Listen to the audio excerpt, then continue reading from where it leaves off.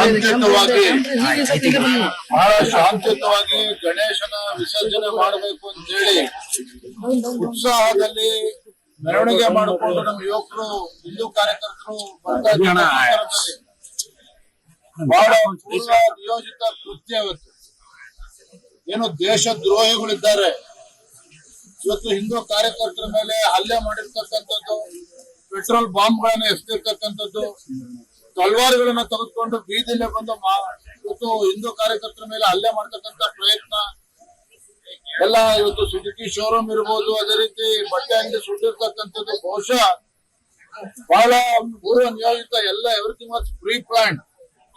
ಇಷ್ಟಾದ್ರೂ ಸಹ ಪೊಲೀಸರು ಮೂಕ ಪ್ರೇಕ್ಷಕರಾಗಿ ಎಲ್ಲವನ್ನೂ ಕೂಡ ಕೈ ಕಟ್ಕೊಂಡು ನೋಡ್ತಾ ಇದ್ರು ಅಂತ ಹೇಳಿದ್ರೆ ಆಡಳಿತ ಪಕ್ಷದ ಒತ್ತಡದಿಂದಲೇ ಇವತ್ತು ಪೊಲೀಸರು ಕೈ ಕಟ್ಕೊಂಡು ಕೂರ್ತಕ್ಕಂಥ ಪರಿಸ್ಥಿತಿ ನಿರ್ಮಾಣ ಆಗಿದೆ.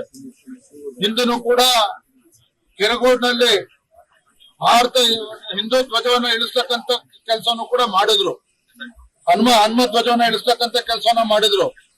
ಎಲ್ಲೋ ಒಂದ್ ಕಡೆ ಈ ಹಿಂದೂ ವಿರೋಧಿ ಕಾಂಗ್ರೆಸ್ ಸರ್ಕಾರ ಇವತ್ತು ಕರ್ನಾಟಕ ರಾಜ್ಯದಲ್ಲಿ ಏನಿದೆ ಸಿದ್ದರಾಮಯ್ಯನವರ ಸರ್ಕಾರ, ಈ ಹಿಂದೂ ವಿರೋಧಿ ಸರ್ಕಾರ ಇವರ ನಡವಳಿಕೆಯ ಪರಿಣಾಮವಾಗಿ ಇವತ್ತು ದೇಶದ್ರೋಹಿಗಳು ಇವತ್ತು ಇಂಥ ಅಟ್ಟಹಾಸಕ್ಕೆ ಕೈ ಹಾಕ್ತಕ್ಕಂಥ ಕೆಲಸ ಮಾಡಿದ್ದಾರೆ. ಇವತ್ತು ಹಿಂದೂ ಬಟ್ಟೆ ಅಂಗಡಿಗಳು ಆಸ್ತಿ ಪಾಸ್ತಿಗಳು ನಷ್ಟ ಉಂಟು ಮಾಡ್ತಕ್ಕಂಥ ಕೆಲಸವನ್ನ ಈ ದೇಶದ್ರೋಹಿಗಳು ಮಾಡಿರ್ತಕ್ಕಂಥದ್ದು. ಯಾವ ಮಂಡ್ಯ ಜಿಲ್ಲೆ ರೈತರ ಹೋರಾಟಕ್ಕೆ ಇಡೀ ದೇಶಾದ್ಯಂತ ಹೆಸರುವಾಸಿಯಾಗಿದ್ದಂತ ಮಂಡ್ಯ ಜಿಲ್ಲೆ ಇವತ್ತು ಕೋಮು ಗಲಭೆಗಳಿಗೆ ದೇಶಾದ್ಯಂತ ಚರ್ಚೆ ಆಗ್ತಾ ಇರ್ತಕ್ಕಂಥದ್ದು ದುರಾದೃಷ್ಟ. ಎಲ್ಲೋ ಒಂದ್ ಕಡೆ ಆಡಳಿತ ಪಕ್ಷ ಕಾಂಗ್ರೆಸ್ ಪಕ್ಷದ ಕುಮ್ಮಕ್ಕಿನಿಂದ ಈ ರೀತಿ ಚಟುವಟಿಕೆಗಳು ಜಾಸ್ತಿ ಆಗ್ತಾ ಇದೆ. ದೇಶದ್ರೋಹಿಗಳು ಅಟ್ಟಹಾಸದಿಂದ ಮೆರಿತಾ ಇದ್ದಾರೆ. ನಾನಿವತ್ತು ಆಗ್ರಹವನ್ನ ಮಾಡ್ತೇನೆ, ಈ ರಾಜ್ಯದ ಮುಖ್ಯಮಂತ್ರಿಗಳು, ಗೃಹ ಸಚಿವರು ಇವತ್ತೇನು ಆಸ್ತಿ ಪಾಸ್ತಿ ನಷ್ಟ ಆಗಿದೆ, ಸಂಪೂರ್ಣವಾಗಿ ಏನು ನಷ್ಟ ಆಗಿದೆ ಸಂಪೂರ್ಣವಾಗಿರ್ತಕ್ಕಂಥ ವೆಚ್ಚವನ್ನ ಭರಿಸಬೇಕು, ಪರಿಹಾರವನ್ನ ನೀಡಬೇಕು.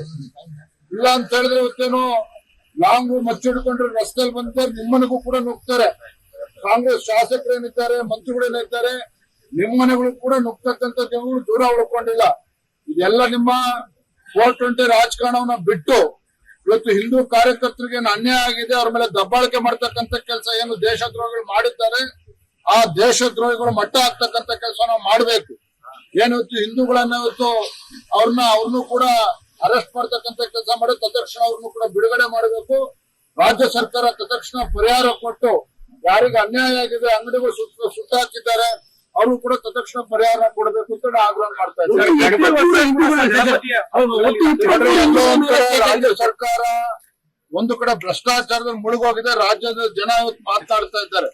ಈ ಭ್ರಷ್ಟಾಚಾರದಲ್ಲಿ ಮುಳುಗೋಗಿರ್ತಕ್ಕಂಥ ಕಾಂಗ್ರೆಸ್ ಸರ್ಕಾರ ಈ ರೀತಿ ಕೋಮು ಗಲಭೆಗಳಿಗೆ ಕುಮ್ಮಕ್ಕು ಕೊಡೋದ್ರ ಮೂಲಕ ಇವರು ಎಲ್ಲೋ ಹಿಂದ್ಗಡೆಯಿಂದಕ್ಕೆ ಬೆಂತಡ್ತಕ್ಕಂಥ ಕೆಲಸ ಮಾಡ್ತಾ ಇದ್ದಾರೆ. ಪರಿಣಾಮವಾಗಿ ರಾಜ್ಯದಲ್ಲಿ ಹೆಚ್ಚು ಘಟನೆಗಳು ನಡೀತಾ ಇದೆ.